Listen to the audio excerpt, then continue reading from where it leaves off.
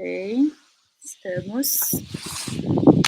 Oi, gente. Oi, comunidade que está aqui assistindo a gente. Eu sou a Adri. Hoje a gente vai receber um convidado super especial aqui na nossa jornada de saberes decoloniais para essa prosa, que é o Beto. O Beto é um grande irmão, um grande querido, assim, que, aliás, começou essa comunidade junto, né?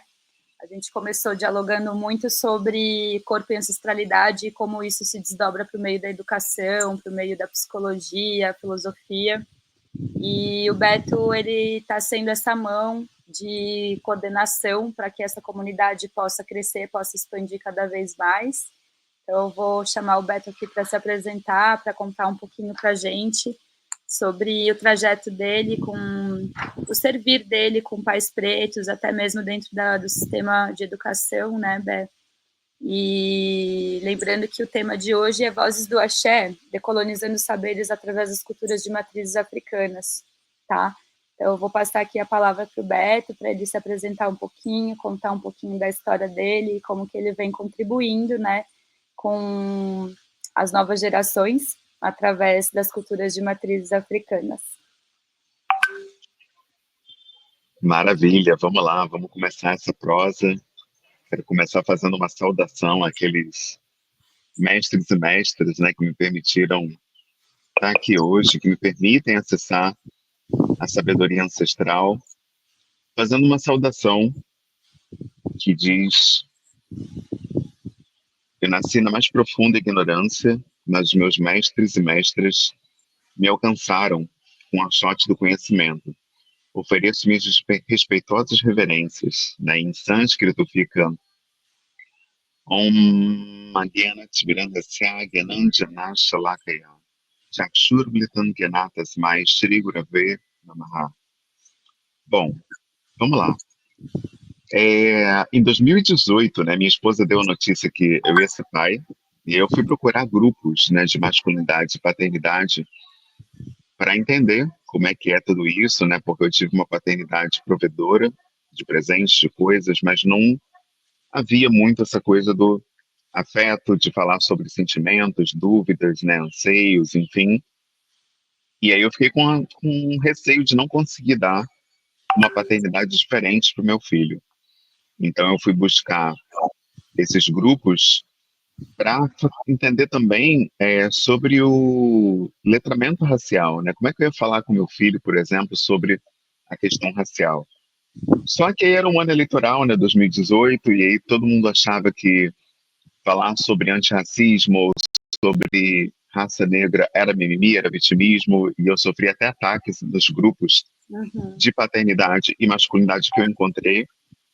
E aí isso me levou a entender que era mais seguro estar entre pessoas pretas. Então, eu perguntei no Facebook quem conhecia pais pretos presentes para me apresentar e a gente falar sobre isso, sobre paternidade, masculinidade, enfim. E os pais que chegaram deram a ideia de a gente fazer um grupo de troca, né, um grupo de conversa no WhatsApp. E aí, o que aconteceu foi muito interessante, assim, porque os relatos que vinham eram muito profundos, muito dolorosos, né, daqueles homens. Teve um homem dizendo que o filho de 4 anos não queria ir para a escola porque ouviu de um coleguinha que ele não gostava de sentar perto de menino preto. E esse pai perguntou no grupo, né, o que eu digo pro meu filho, né? Perguntou lá com a voz embargada, e eu não sabia o que dizer. A sorte é que já tinha outros homens lá experientes e conseguiram, né, dar um acolhimento para esse pai. E aí teve um outro também que disse que perdeu a filha, né, de 5 meses apenas, e todo mundo que vinha dar um conselho, trazer uma palavra, um abraço, era tudo para a mãe, e para ele nada. E esse homem perguntou por que a sociedade não enxergava essa dimensão afetiva do homem preto, né, o sentimento do homem preto. E aí a gente foi crescendo e as mulheres quiseram fazer parte também, mas o grupo era pais pretos, era para pais no início. A gente criou um segundo grupo, que foi o Mães e Pais Pretos. As mulheres, em pouquíssimo tempo, viram que tinham também as questões delas, que eram muito específicas, e um grupo de homens e mulheres pretas não atendia, que elas queriam falar sobre violência obstétrica, estupro marital, temas que são muito íntimos, né, muito até viscerais da mulher, e entenderam que era preciso um espaço dela e acabou nascendo o Mães Pretas, um grupo só para mulheres pretas. E em 2020 teve o assassinato de George Floyd, né, que gerou uma campanha antirracista no mundo todo.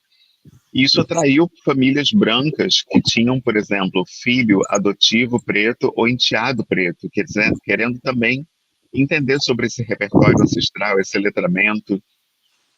Pois bem, abrimos um quarto grupo aberto para pessoas não negras. Mas a gente observou, e aí é que vem a grande virada, né, que abre a porta para a ancestralidade africana. A gente viu que estava tendo muito ruído entre as pessoas pretas. Muitas pessoas pretas se atacavam, diminuíam umas às outras, uma competição de ego muito forte. E a gente viu que era preciso beber da ancestralidade africana. Era preciso realmente cultivar os saberes africanos para que a gente pudesse ter um fio condutor comum que conectasse todas as pessoas em todos os grupos. E aí, isso foi a grande virada. Eu acho que é aí que o coletivo realmente nasce, né? Quando a gente começa a ter como fundamento a ancestralidade. E aí a gente teve como visão, missão e valores princípios africanos. Então a nossa missão, ela é o Moja, né? Uma missão de realmente cultivar essa unidade entre todas as pessoas, porque a gente já vive as mesmas dores, dores muito parecidas e desafios semelhantes. Só que a gente acaba se apegando tanto às nossas dores que a gente acaba não enxergando a dor no outro, e isso a gente vai se isolando. E o isolamento é uma agenda branca, é uma agenda do capitalismo, uma agenda do neoliberalismo, uma agenda da branquitude, você se isolar para cuidar do teu, né? Tem até aquelas frases, farinha pouca, meu pirão primeiro, né? Quem pariu Mateus que balance, né? É sempre isolando as pessoas nas suas questões. Mas a África tem um outro olhar, a África tem um olhar da conexão. Então a gente percebeu que, além dessa missão de Umoja, a gente precisava de uma visão também que nos conectasse. E aí o Ubuntu chega para fazer os nossos corres coletivos, né? A gente começou a se conectar a outros grupos que também buscavam o bem comum, o bem das famílias, o bem das infâncias, e nisso a gente começou a ganhar uma repercussão até nacional, né? Quando a gente se conecta, por exemplo, à Rede Nacional da Primeira Infância, o Ministério Público do Rio de Janeiro, a própria Unicef, a gente fez essa campanha Primeira Infância Antirracista. Com o Instituto Promundo, em 2021, a gente lançou o primeiro relatório das paternidades negras no Brasil, o que foi muito importante, porque não havia nenhum documento falando especificamente da condição dos pais pretos. Então, a gente percebeu que, lutando junto com outras pessoas que tinham causas semelhantes às nossas, a gente se torna muito mais forte. Então, o Ubuntu, ele se revela como uma tecnologia ancestral para criar soluções coletivas para dificuldades que nós atravessamos. Então, é revolucionário abraçar de fato o Ubuntu. E, bom, eu já falei da missão, da visão e os valores, né? Os valores, se for condensar em um princípio ancestral africano, em uma tecnologia, a gente fecha com Sankofa, que é a nossa essência, é beber da ancestralidade africana. A gente não precisamos do que já passou, uma visão que diz que o antigo é ultrapassado, o antigo é inadequado, o antigo foi superado, ou seja, uma visão que é etarista, ageísta, né, que diminui aquilo que tem mais experiência, aquilo que tem mais história, entendendo que é o moderno que tem a solução, né? Esse é um outro traço da branquitude, que é um grande dificultador para que pessoas, não apenas pretas, mas que pessoas em geral valorizem a ancestralidade. Primeiro que já tem um equívoco aí, né? É, Normalmente quando se fala em ancestralidade, a percepção no Ocidente é que a gente está falando do que passou, está falando de passado, quando na verdade o letramento ancestral diz justamente o contrário. O letramento ancestral é entender que você, eu, somos ancestrais daqueles que virão. Ou seja, ancestralidade é olhar para o futuro com base naquilo que a gente aprende com os povos que entenderam como viver nesse mundo de maneira saudável, de maneira sustentável. Então, essa é a grande percepção.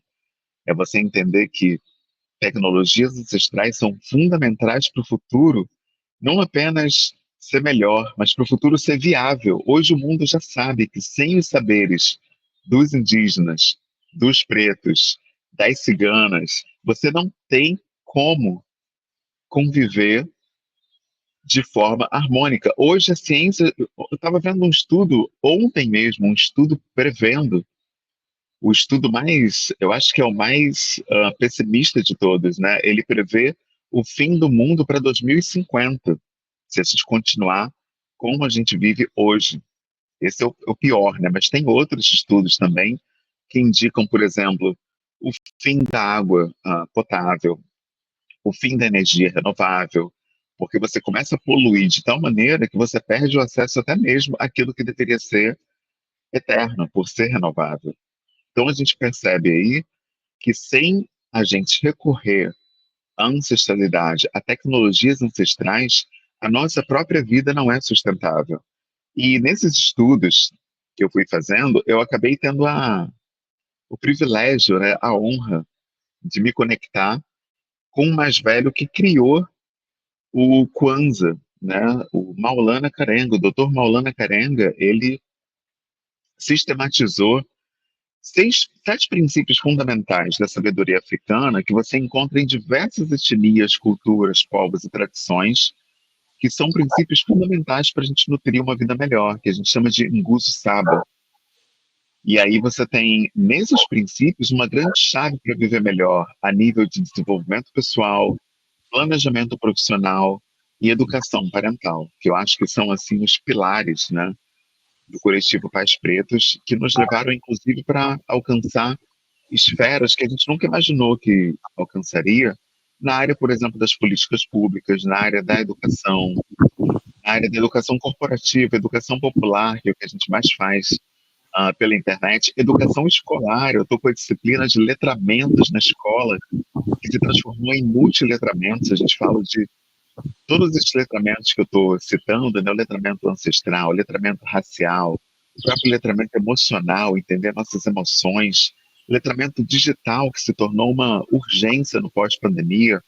A gente se relaciona com as redes sociais e com o smartphone, mas não entende como que essas dinâmicas atravessam a gente, né? Como que afeta a nossa vida passar grande parte do dia no Instagram, no WhatsApp, no TikTok. Qual será o efeito que isso tem no nosso corpo, no nosso cérebro, nas nossas emoções, nas nossas relações? Não falamos sobre isso. Hoje, a economia mais lucrativa no mundo, as pessoas pensam que é cigarro, que é bebida, que é comida. Não, a indústria hoje que mais movimenta dinheiro no mundo é a economia da atenção, é Uhum. reter você, é prender você. Todo mundo quer te prender. O Mark Zuckerberg com as propagandas dele, o Elon Musk lá no antigo Twitter, né, que agora é o X, as diversas empresas que estão anunciando pelas redes sociais, aquelas propagandas que você vê o tempo todo, são empresas que pagam para isso. Os artistas também, quando pagam, por exemplo, impulsionamentos milionários, R$ 500 mil em média, é o que um artista injeta ali no Spotify para você ficar ouvindo aquela mesma música nos trending, né, topics, naquelas que mais aparecem ali no feed. A galera paga para ser vista. Então, é uma luta pela tua atenção. E por que Uhum. que isso é um problema? Isso é um problema porque a pessoa típica hoje, ela já acorda pegando o smartphone. Isso é um problema porque quando a gente estuda a nossa herança ancestral, herança genética, a gente aprende algo muito interessante. Os mais velhos africanos ensinaram isso numa outra linguagem, né? Eles dizem que os ancestrais, que os orixás, que o nosso ori está trabalhando o nosso futuro enquanto a gente está dormindo, está trazendo mensagens de axé, mensagens de futuro para nós, para que a gente acorde e possa colher tudo isso. E aí, se você acorda e já vai para o celular, você perde a oportunidade de colher tudo que essas entidades mais velhos, essas energias trouxeram para você. Essa é a maneira como a ancestralidade ensina. Porém, a medicina branca até, né, para quem não gosta, para quem acha que isso que eu estou dizendo é crendice, papo de hippie, beleza, vamos no papo branco então. O que que a ciência branca diz hoje?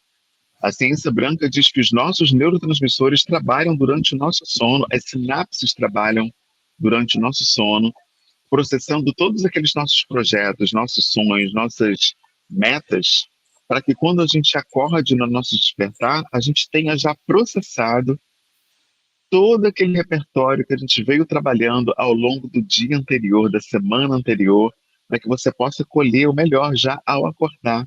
Até a ciência branca diz que no nosso despertar a gente tem todo o repertório necessário para dar vida aos nossos sonhos. E existe um tema chamado letramento de futuros que fala sobre isso. Então, quando você acorda e já vidra, né, o seu olhar ali numa tela, você está perdendo a oportunidade de encontrar todo esse repertório que foi trazido pela tua neuroquímica, pela tua ancestralidade, né? Então, o que que se diz hoje? Que o ideal é que você ou faça uma caminhada, de preferência sob a luz do sol, ou que você se sente, né, praticando um asana, uma postura sentada que vai alinhar os teus chakras para te permitir ter um alinhamento maior, uma preponderância, uma predisponibilidade maior para acessar esses conhecimentos. Se você for uma pessoa ainda mais letrada na ancestralidade, se aconselho inclusive que você pratique os mudras que vão abrir o teu canal para receber conhecimento. E um mudra, gente, não custa nada. O mudra são posições dos dedos, posições das mãos. Você tem o mudra da sabedoria, o mudra do chakra frontal, mudra da concentração, mudra da percepção. Então, são posições que vão te auxiliar. Além do asana, você tem o mudra, você tem o pranayama, que são formas de respirar para te possibilitar uma concentração melhor, um foco maior e até mesmo uma retenção daquilo que você cultiva. Mas a gente entende que nem todo mundo tem essa possibilidade. A maioria das pessoas já acorda tendo que correr para o trabalho, então não pode praticar uma postura sentada para acessar toda essa sabedoria que foi cultivada, né, pela ancestralidade durante o teu sono. Então, tudo bem, essa dica da caminhada, ela é ótima, porque todo mundo, né, até quem vai trabalhar, tem que caminhar até um ponto de ônibus, caminhar até um transporte, enfim, caminhar até a portaria do condomínio. Esse pode ser um processo também em que você pode fazer valer todas essas tecnologias. E, além disso, o Dr. Maulana, ele, nessa conversa que a gente teve, que foi no Kwanzaa, ele explicou, né, que o Kwanzaa, o que que é basicamente, né? Ele transformou numa festividade anual a celebração desses 7 princípios ancestrais. Porém, o que que ele disse nessa conversa? Que a festividade, né, que vai do dia 25 de dezembro ao dia 1º de janeiro, ela foi uma estratégia que ele criou para a gente poder manter esses princípios vivos todo ano. Mas que, na verdade, a ideia é que você cultive o Kwanzaa, ou melhor, o Nguzo Saba, esses 7 princípios de sabedoria, diariamente. Então, qual foi o mecanismo, né, que nós criamos na nossa metodologia do coletivo para que as pessoas mantenham viva essa chama? A gente separou cada dia da semana para refletir sobre cada um desses 7 princípios. Então, a gente está sempre processando, pensando sobre cada um deles. Então, por exemplo, na segunda-feira, que é hoje, a gente fala sobre o princípio que, na minha opinião, é um dos mais fundamentais, que é justamente o Moja. Essa ideia da unidade. E quando a gente fala em unidade, na nossa cultura ocidental, por ser uma cultura neoliberal, capitalista, individualista, a gente pensa muito na unidade como pessoas se unindo. Porém, antes de se unir com o outro, tem a união do Ori, que é dito pela sabedoria ancestral africana que é o maior dos orixás, que é a tua cabeça, a tua sabedoria. Tem até aquela frase que ficou clássica aqui no Ocidente, no Rio de Janeiro, pelo menos se fala muito e no Brasil também, que a tua cabeça é o teu guia. E é isso mesmo. Você precisa ter muito cuidado com o que entra na tua cabeça, as leituras que você faz, as pessoas com quem você conversa, os lugares que você frequenta, os alimentos que entram no teu organismo. A própria cultura africana, ela fala muito sobre o corpo como sendo sagrado, como sendo um templo. Então, muito cuidado, né, com substâncias, enfim, tudo que você coloca para dentro. O açúcar, por exemplo, é um grande vilão. A gente hoje sabe que o açúcar ele causa uma liberação, um pico de dopamina no nosso cérebro que faz dá essa sensação de felicidade, porém é uma falsa felicidade. Por quê? Porque ela está vindo de uma substância. E aí, qual é o problema desse pico de dopamina vindo pelo açúcar? Que quando ele desce, né, porque todo pico ele tem uma alta e tem uma baixa. Quando ele começa a baixar, você quer de novo aquela sensação. E o que que você faz?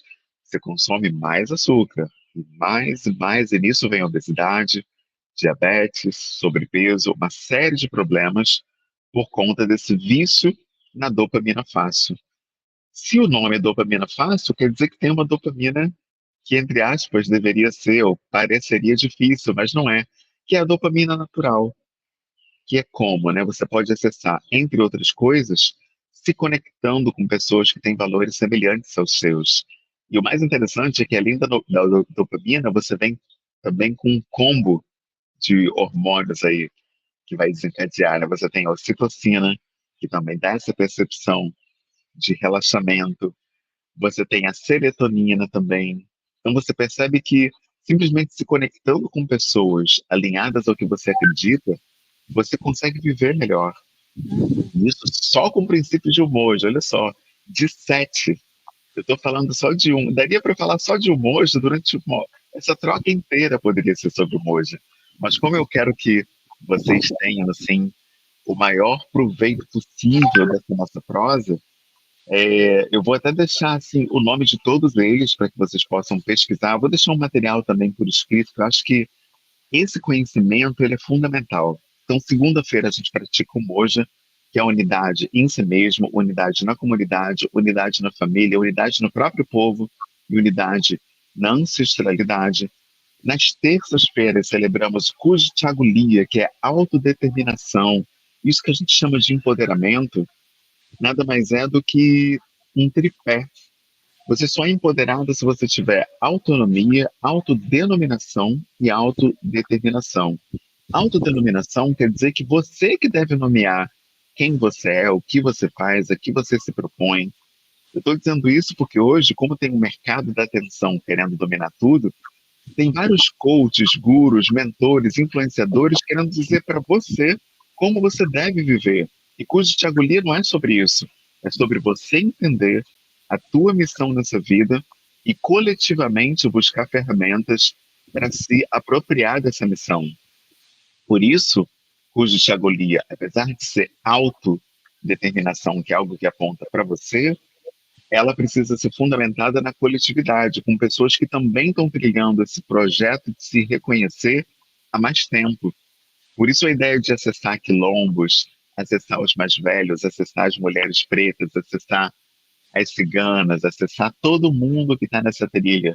E eu digo especialmente as mulheres, porque infelizmente o patriarcado, o machismo e a misoginia trouxeram grandes dores, principalmente para as mulheres, porque a gente sabe que até o feminicídio a gente tem aí, mas para os homens também. O homem é o grande sabotado nessa história toda, porque ele perde todo o repertório que o matriarcado teria para dar para ele. Ele não valoriza essas coisas. Então, o curso de Thiago Lia é fundamental. E a gente pode aprofundar essa discussão no material que eu vou deixar para vocês, que já está aqui, inclusive. E nas quartas-feiras, né, a gente olha para o próximo princípio que se chama o Jima. O Jima, ele bate de frente com essa ideia do farinha pouca, meu pirão primeiro, e do quem pariu Mateus, que balance. Por quê? Porque o Jima significa responsabilidade coletiva e trabalho coletivo. Eu não posso trabalhar e viver só para mim e para minha família, só para os meus. Eu tenho que me entender como parte de um ecossistema. E esse ecossistema pode ser a sua família, o seu departamento no trabalho, pode ser as pessoas que moram com você, o seu bairro, a sua comunidade, o seu quilombo. Você que vai determinar o que é esse ecossistema. É por isso que o curso de Thiago Lia, ele vem antes de Ujima, porque você é que decide, né, esse ecossistema, qual vai ser a extensão dele.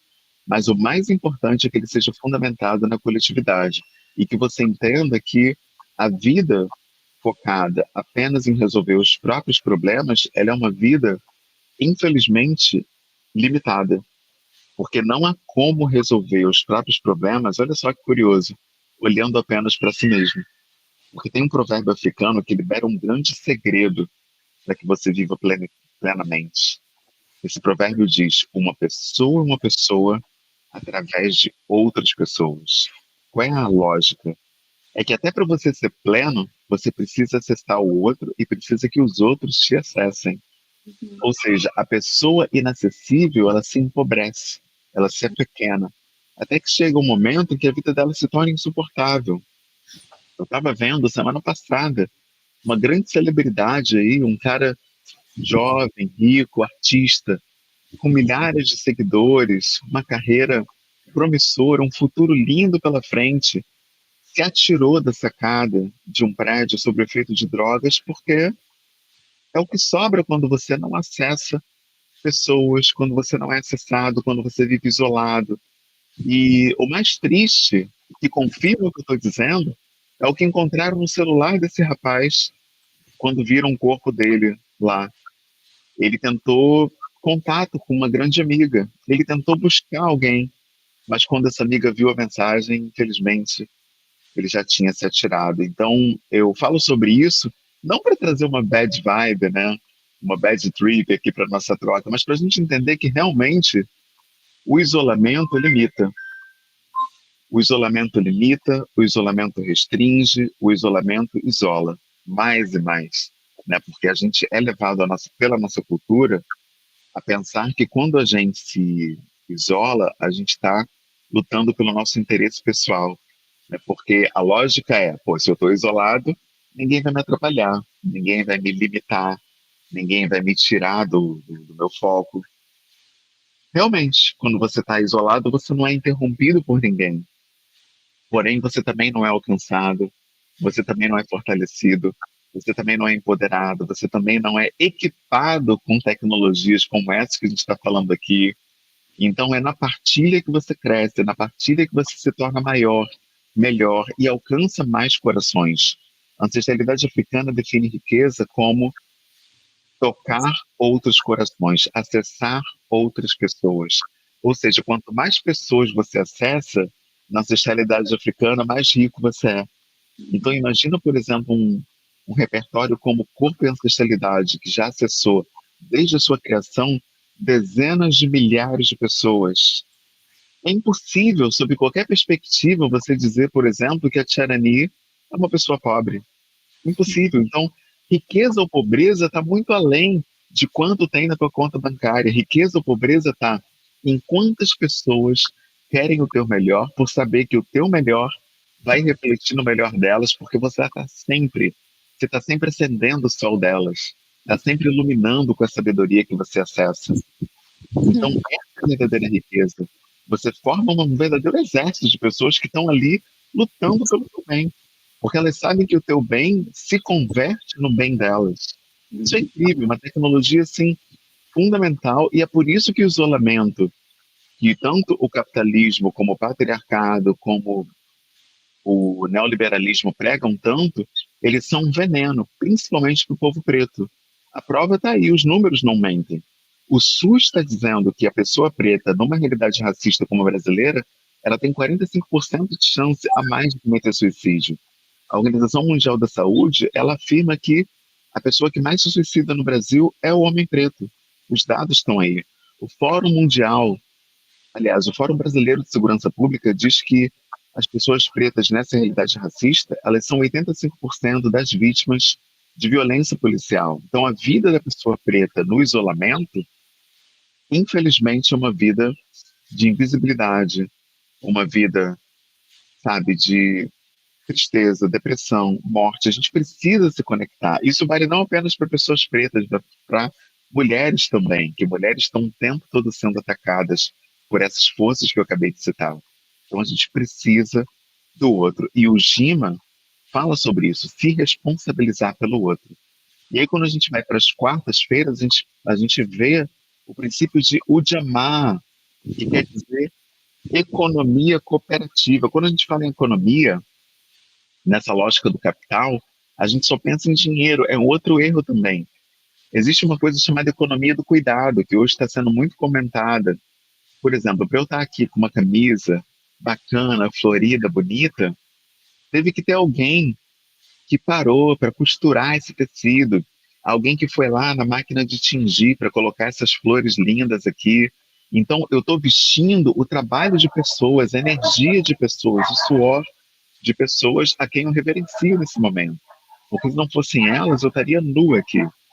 Esse fone que eu estou usando, ele tem um isolamento de ruído que me permite estar aqui trocando com vocês. E esse fone veio lá da China. E a gente sabe que a China é um país extremamente problemático, onde inclusive ainda existe um trabalho escravo muito forte. Muitas pessoas são escravizadas ainda na China hoje. E eu sinceramente não sei se para produzir isso aqui, isso infelizmente demandou, sabe, esse jugo terrível sobre pessoas. Eu não tenho como saber, porque eu estou aqui no Brasil. Olha só como que quando você tem uma perspectiva global, você começa a refletir sobre o todo. Você não se isola só no teu umbigo, que eu poderia estar aqui, pô, beleza, estou com fone, e dane-se como ele chegou até mim. Então a gente começa a se preocupar com isso. O que está acontecendo no mundo? Por que em 2024 ainda existem áreas, inclusive aqui no Brasil, com trabalho escravizado? O tempo todo a gente vê pessoas vindo aí a público relatando essa vivência, né? Então, o Djamar fala sobre isso. Como que é essa economia cooperativa? Eu entender que o cuidado que chega até mim, ele não vem de graça. Ele vem do suor, ele vem às vezes de luta, ele vem inclusive às vezes através de opressão, e eu preciso reconhecer isso de que forma? Devolvendo o meu próprio trabalho, o meu próprio cuidado, liberalmente. Eu faço isso nas redes sociais. Eu poderia estar cobrando, sei lá, R$ 1.000, né, para fazer mentorias, né, sobre essa sabedoria ancestral. Mas eu sei que esse não é o caminho. O caminho é tornar acessível, porque tornando acessível, até o dinheiro vem. Porque pessoas que querem, por exemplo, que nas suas organizações, nas suas universidades, nas suas instituições, esse conhecimento chegue e acaba me contratando. Então eu não preciso me preocupar com isso. Até o dinheiro vem quando a gente tem essa lógica da economia colaborativa, economia cooperativa, que se preocupa em fazer chegar no outro o que eu tenho de melhor. Esse, em resumo, é a economia cooperativa. Até indico para vocês o meu TED, né, em que eu falo justamente sobre esses princípios ancestrais, porque é nesses princípios que a gente começa a aprender a viver melhor, especialmente nós, pessoas pretas, afrodiaspóricas, afro-indígenas, que é nos saberes ancestrais. A doutora Marimba Ani tem uma frase incrível, que ela fala que ancestralidade é antídoto. E é isso mesmo. Quando a gente se separa das nossas raízes, acontece o que Garvey fala: um povo sem raiz é um povo sem história. E um povo sem história não sabe para onde vai. Qualquer futuro serve, qualquer destino serve, porque ele não tem nenhuma conexão ancestral. Então a gente celebra o Djamá nas quintas-feiras pensando em como eu posso fazer essa economia dos saberes, economia de cuidados, economia financeira também, por que não dizer, girar no quilombo, girar na comunidade, girar na coletividade. E aí, caminhando na nossa semana ancestral, a gente vai para as sextas. E depois de esse princípio incrível de Ujamaa, a gente tem o princípio de Niá, que eu acho que é o mais assim importante hoje, porque Niá significa propósito. Eu preciso ter um propósito comunitário na minha vida. E, no meu caso, o meu propósito é difundir a ancestralidade. Esse princípio já vem me guiando há anos e me dá alimento, inclusive alimento físico, né? Alimento para minha família, alimento ancestral, alimento de várias formas. Esse Niá, ele me permite estar em contato com outras pessoas, me permite estar me conectando, pelo meu trabalho, me conectando também no quilombo, me conectando pelo princípio, né, dessa partilha coletiva. Eu estou sempre na internet, eu estou sempre nas aulas, eu estou sempre. Essa semana mesmo, quarta-feira, eu vou estar na UERJ, falando sobre isso para alunos universitários, por exemplo, né? Nas redes sociais também, né? Eu acho que quando você tem um propósito, eu vejo muita gente perguntando como é que eu faço para realmente viver o meu melhor, ter dinheiro, ter oportunidade, ter emprego, ter o que eu preciso. Basta seguir esse teu propósito, porque as coisas vão se alinhar, inclusive o dinheiro, né? As oportunidades vão chegar quando você estiver vivendo dentro desse teu propósito, que você vai entender através de todos os princípios que a gente veio falando até aqui. O Moja, que é a unidade, a autodeterminação em cujo Chagolia, o Jima, que é se responsabilizar pelo outro, a responsabilidade coletiva, o Djamá, que é fazer girar os recursos, e aí você chega no teu Niá, no teu propósito. E aí na próxima partilha, depois de Niá, a gente chega a Kuumba, porque quando você encontra teu propósito, você encontra uma infinidade de possibilidades de viver esse propósito. E a gente chama essa infinidade de Kuumba, que significa criatividade ancestral. Por que ancestral? Porque agora que você já cultiva essa coletividade, a partir dos irmãos e irmãs, vai te mostrar vários caminhos para você fazer esse propósito se tornar realidade. Eu nunca imaginei, por exemplo, que um dia eu ia me conectar com a rainha Drit Arani e ia estar aqui partilhando isso que a gente vem cultivando no coletivo desde 2018. Isso é uma tecnologia que surge através dessa criatividade ancestral. Isso aqui é Kuumba, né? E assim como a gente está aqui, daqui a pouco a gente vai estar fazendo uma imersão num final de semana, num lugar aí natural, incrível, pé no chão, pé nas águas, sentindo o vento no rosto. Porque ancestralidade é isso também, é poder sair do digital. E Kuumba é que vai te permitir pensar essas várias possibilidades. E aí, caminhando já para o finalzinho, né, da nossa semana, a gente chega no princípio que a gente celebra no sábado, que é o princípio. Ah, não, Kuumba já é no sábado. Quando a gente olha para o último deles, que é no domingo, que está começando a semana, é o princípio da fé. A gente chama de Imani. Imani não é uma fé religiosa, é uma fé que a partir do momento que você tem todo esse repertório ancestral que a gente conversou, você consegue realmente projetar, desenhar e determinar o teu futuro, porque você tem ferramentas para isso. Imani é essa fé baseada no que você já tem, através dos irmãos, através do quilombo, através das rodas de cura, através das partilhas. Você vai criando repertórios para poder se tornar uma pessoa maior e melhor. E é essa fé que te permite acessar possibilidades que você jamais imaginou que seriam possíveis. Só para dar um exemplo do que eu estou falando, eu estou treinando profissionais de saúde do SUS, do Ministério da Saúde, através de uma parceria com o Instituto Promundo, que é o maior instituto hoje pensando as infâncias, as masculinidades e a equidade no Brasil. E como que isso aconteceu? Porque o trabalho do coletivo Pais Pretos ele foi se tornando conhecido, até que chegou em alguém de lá, um consultor de lá, Luciano Ramos, que é um cara preto incrível, ele me chamou, eles me conheceram e eu já estou como consultor internacional de projetos lá dentro. E aí eu pergunto, como eu teria acesso a um instituto que está lá em Brasília? Eu estou aqui no Rio. Eu não tenho nem amigo direito em Brasília, não conheço ninguém em Brasília. Percebe como essa fé na tua ancestralidade, no teu propósito, na tua missão, ela vai gerando possibilidades? Então, esse é o caminho, né, dos 7 degraus ancestrais aí que o Dr. Maulana Karenda nos revela. O Moja, o Jima, o Jamá, Kuchagulia, Niá, Kuumba e Mani, os 7 princípios que abrem toda essa possibilidade que você precisa para ter um futuro melhor. Então, essa é a partilha, né, que eu acho que deve ficar assim, para a gente viver melhor diariamente olhando para a ancestralidade, né? É algo que não termina nunca. Olha só como a ancestralidade é incrível, ela te dá um repertório que não tem fim. Ou seja, você nunca mais vai ter as tuas mãos largadas, soltas, abandonadas, porque essa história de quem pariu Mateus que balance, ou farinha pouca, meu pirão primeiro, esquece isso. Aqui é Ubuntu. Eu É, sou porque nós somos. Você tem a mim, você tem a Adri, você tem o Corpo e Ancestralidade, você tem o Pais Pretos, você tem uma parceria para a vida na gente. A gente não está aqui por causa de Pix, a gente não está aqui por causa de valor de, sabe, de curso, de inscrição, de mentoria.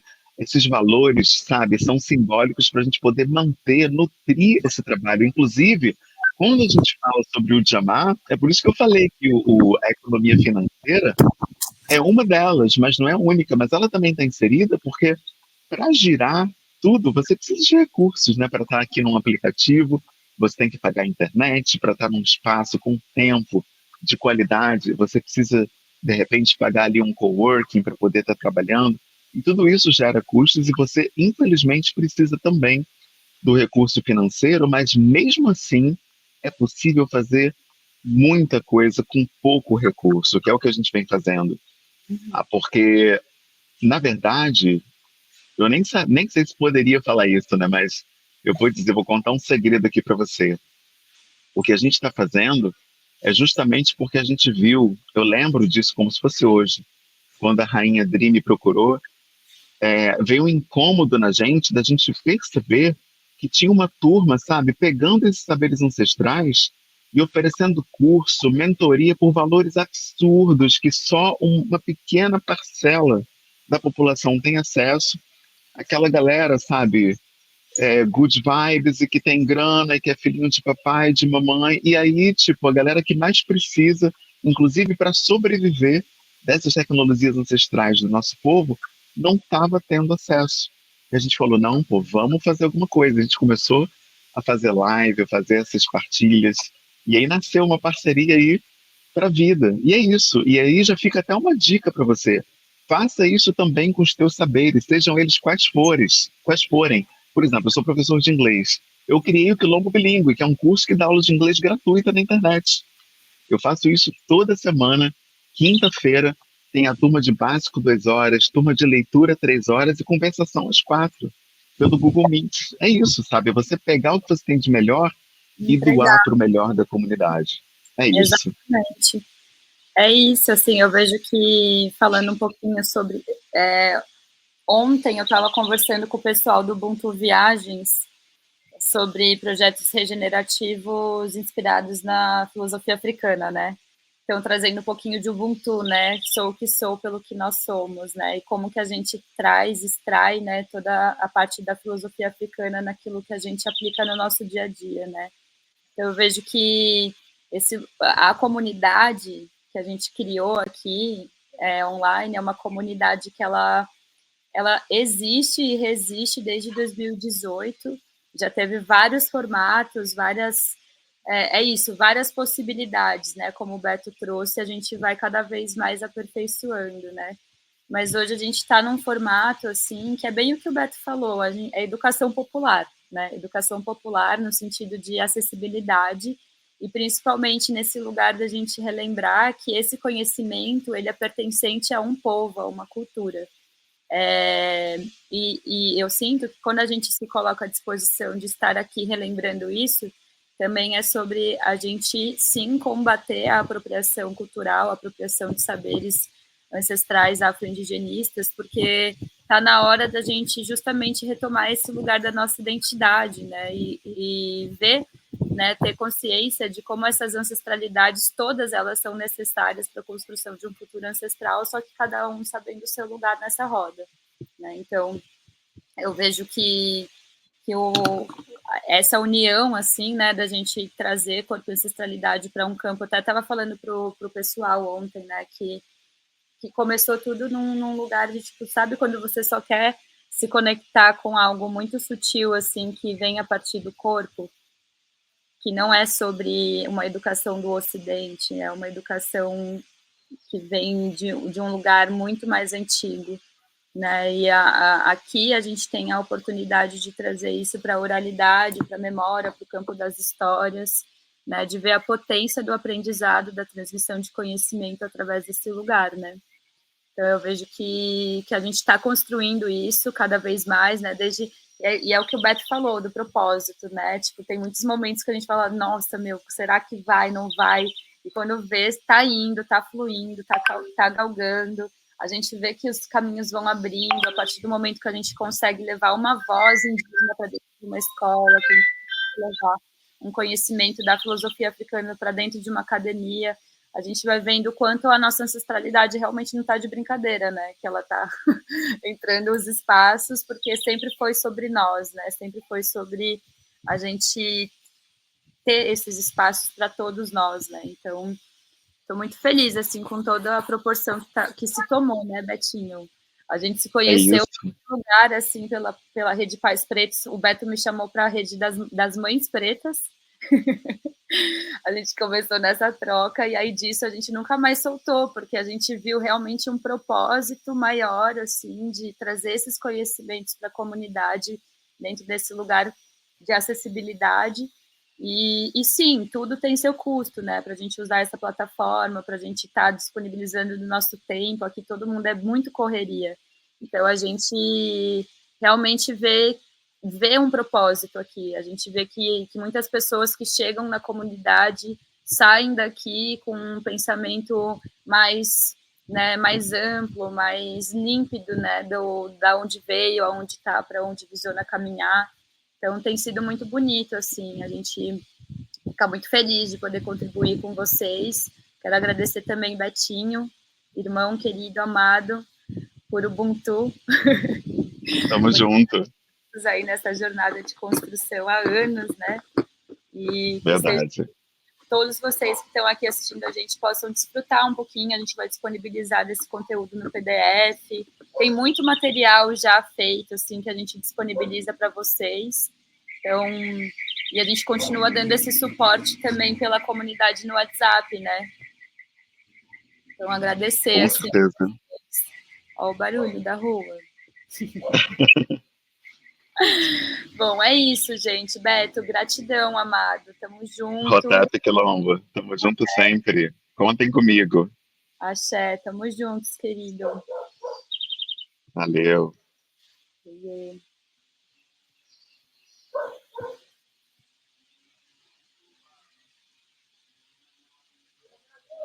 Bom, gente, eu vou passar agora aqui para a gente finalizar essa aula. O Beto é lindo, né, gente? É um querido. Eu amo ele. Sou fã dos meus professores, dos meus mestres, no sentido de eu gosto de ter professores que me ensinam a ser melhor que eles. Eu acho que esse é o grande sentido da vida, né? Então, para a gente finalizar essa aula, eu vou passar aqui um vídeo para vocês sobre a filosofia africana, que é um resgate. Quando eu acessei isso, para mim foi muito massa, assim, porque resumiu muita coisa, assim, de tomada de decisão. Mas é um princípio da filosofia africana que chama cardiografia do pensamento. Eu vou deixar para vocês assistirem e na comunidade vocês podem falar o que vocês sentiram, tá bom? Lindo dia pra gente. Esse filme é uma continuação de Documento Kemetic 1, A Ética da Serenidade segundo Amenemop. Clique no link abaixo para assistir a primeira parte. Esse filme é baseado no texto Amenemop, o Coração e a Filosofia, ou A Cardiografia do Pensamento, do professor Renato Nogueira, da Universidade Federal Rural do Rio de Janeiro.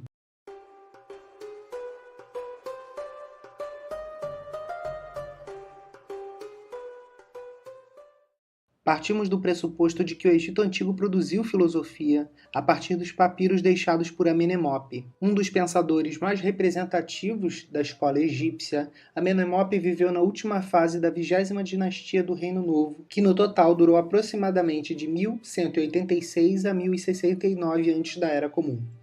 Filho de um escriba, atuava como supervisor dos campos de cereais.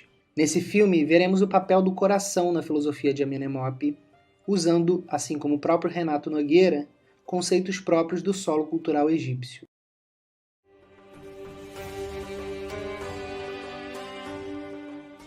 O objetivo do filósofo egípcio é ensinar uma arte que consiste num conjunto de técnicas que possam fazer do discípulo atento uma Jeru-Maá, pessoa serena ou verdadeiramente silenciosa. Alguém capaz de examinar seu próprio coração e dizer a verdade sobre si.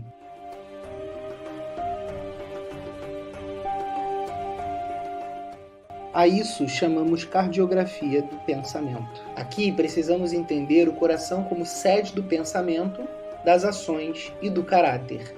O termo coração, como conhecemos hoje em dia, tem duas palavras em egípcio antigo. O hati, coração em seu aspecto físico, e ibi, coração no seu aspecto espiritual. A narrativa mítico-religiosa diz que depois de morrer, o coração, ibi, é posto na balança de Maat, deusa da verdade, harmonia e equilíbrio, que coloca a pena de Ibis para mensurar se o coração é mais leve, para abrir passagem para uma vida justa e feliz. Ao longo de seus ensinamentos, Amenemop retoma essa ideia de várias maneiras. No seu capítulo 10, ele diz: não separes teu coração de tua língua. E no capítulo 18, insiste: mantém firme teu coração, resoluto teu coração. Aqui, percebemos a defesa do Jeru-Maá, uma pessoa verdadeiramente serena, como sendo o modo de vida daquele que leva uma existência filosófica. Ou seja, a cardiografia é a técnica de ajuste da balança e mensuração e reescrita das palavras a partir do parâmetro da verdade. Cardiografar quer dizer fazer que as palavras que passem pelo coração sejam equilibradas, harmônicas. Isto é, tenham o mesmo peso da verdade. Para cumprir esse objetivo, existem 5 provisões indispensáveis que devem ser praticadas. 1. Audição atenta do próprio coração. 2. Leitura dos ensinamentos filosóficos dos que viveram atentos ao próprio coração. 3. Pesquisa do coração através das palavras. 4. Exame cuidadoso daquilo que as palavras do homem inflamado. E 5. Firmeza e caráter resoluto no e do coração. Amenemop nos ensina que pensar é uma atividade cardíaca. O coração não pode estar dividido. Nesse sentido, pensar não pode ser separado de sentir e vice-versa. Aqui, o pensar e desejar são 2 nomes para a mesma coisa. É preciso tomarmos a cardiografia como o caminho que deve ser trilhado para uma vida serena, o silêncio autêntico que caracteriza o bem viver. De acordo com as palavras da filósofa Catiúcia Ribeiro, que no coração moram as nossas emoções, e é por elas que nós acessamos para pensar sobre cada um de nós. O coração é a morada da nossa consciência. Nós somos todos esses elementos que dialogam, que nos fazem, que nos constroem. Nós somos um ser, e um ser ele é o todo. O pensar quemético é um exercício de ouvir a si mesmo.